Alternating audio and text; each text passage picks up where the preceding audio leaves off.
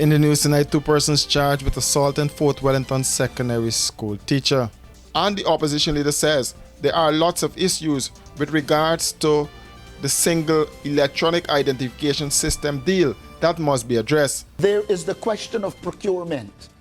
I want to know if Guyanese know that this middleman is the same middleman that the government went through to buy the Sputnik vaccines that cost us double the price. 2 days after teachers from the Fort Wellington Secondary School took to the streets in protest over the assault of one of their colleagues, Marlon Daniels, the police have instituted charges against the alleged perpetrators. The 2 accused, Trey McPherson and Deshaun Daniels, were charged today with assault causing actual bodily harm. Additionally, McPherson was charged with damage to property.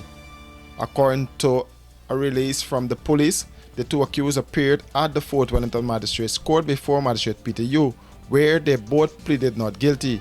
They were both placed on $15,000 bail each. They were also ordered to stay 50 feet away from the victim.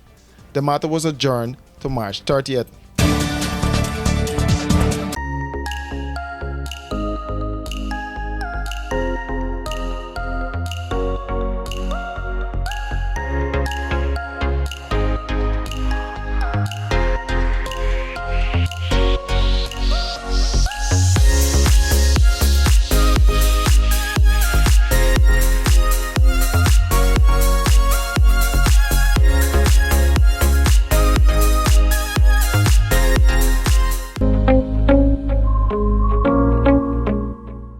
Guyana, ride into the future with the next generation eco-friendly Axiom installed elevators and escalators. Call us today on telephone number 619-0899 or 648-0934. Email us at axiomliftsgy@gmail.com for affordable elevators, escalators, moving walks, industrial lifts, home solutions, modernization, repair, and servicing. Axiom Elevator Services, technology for people on the move. Running late and can't wait to the gate? We got you. The Guyana Public Service Cooperative Credit Union Limited has introduced a fast and easier way to make payments to your accounts through the GT&T mobile money services. Here's how. Click on the MMG app. Under Services, select Pay Bills. When you are there, look for the Financial Institution option. Once that is done, select Guyana Public Service Cooperative Credit Union Limited to pay your loan or make payments to your savings. Payments to the credit union made easier. GPS CCU, the credit union you can bank on.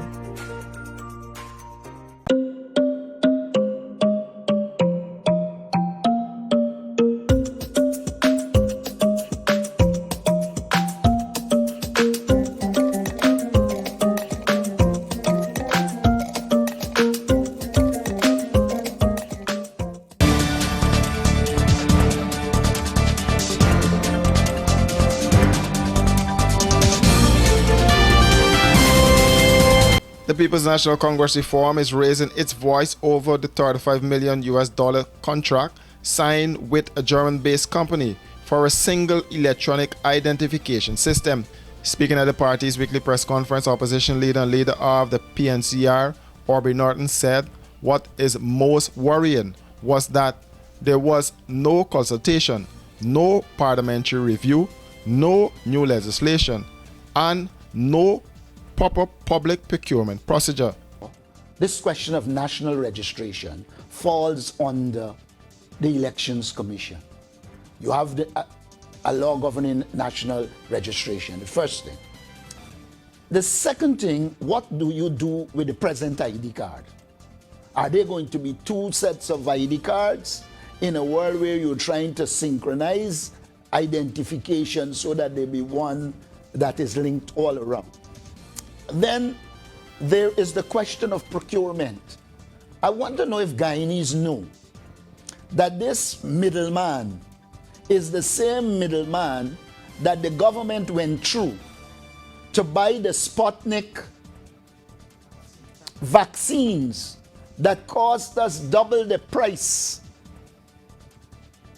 that we should have paid for it. Now, clearly this is another corruption scheme. Norton feels that there are cheaper options. We were engaging some people overseas, and the information that is emerging is that there are cheaper options. Now, why have you single sourced this? Why is it you sign an agreement, then come and tell the Guyanese people? There was no indication before. Have we abandoned the Procurement Commission? Has Second Vice President Barra Jacques become our Procurement Commission?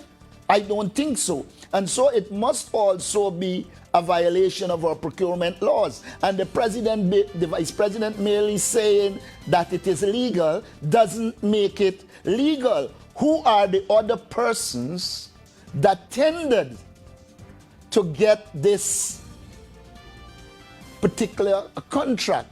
There are a lot of issues here that must be addressed. Put all of that aside. What gives the right to the Second Vice President Barra Jacques to determine critical matters involving millions of dollars outside of the parliament, a parliament which he doesn't attend? He shows contempt for the Parliament of Guyana. He doesn't attend, and as a logical sequel, it does appear that he does not believe there's a role for the Parliament on these issues.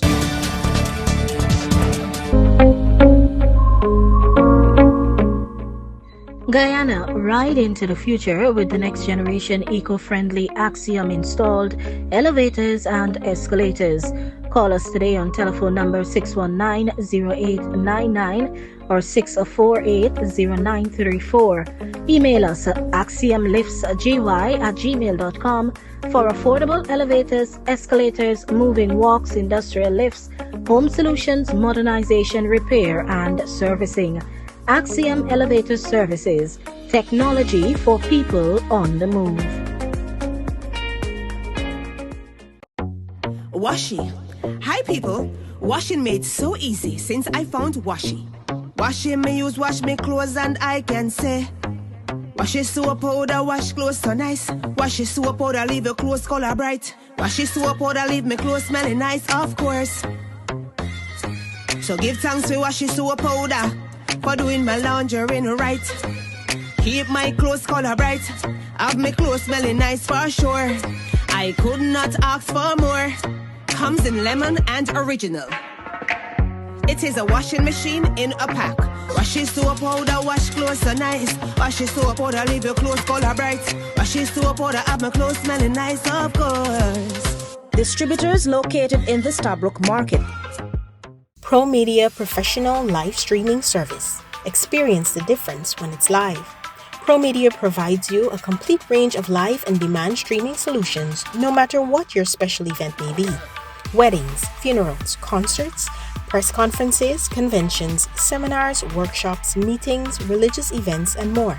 For more information, call 669-5376 or 609-5264.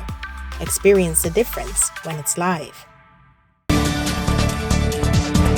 The Georgetown Chamber of Commerce is concerned that it will be unable to compete with its regional counterparts if some of the issues within the local banking systems are not addressed.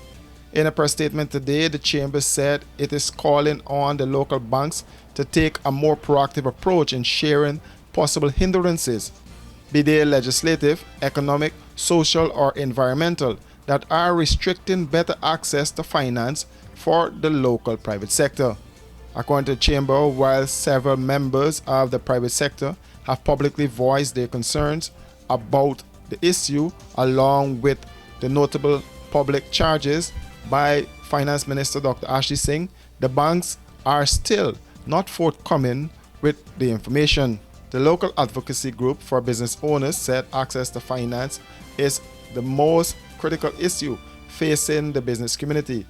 As such, it is of the belief that the banks play a major role in mitigating the existing challenge. The chamber said the bank's failure to respond to the concerns of the private sector leads to the assumption that the issue of access to finance may be a question of internal difference at their level as opposed to a national legislation or policy concern. Further, it said that the private sector needs to have access to multiple instruments of borrowing, such as invoice factoring, accounts receivable financing, contract borrowing, and movable property lending to increase its competitiveness in the oil and gas sector. The local private sector risks becoming unable to compete with regional and international counterparts if this issue persists. For these and other stories, do visit us at our website www.rdproductiongy.com.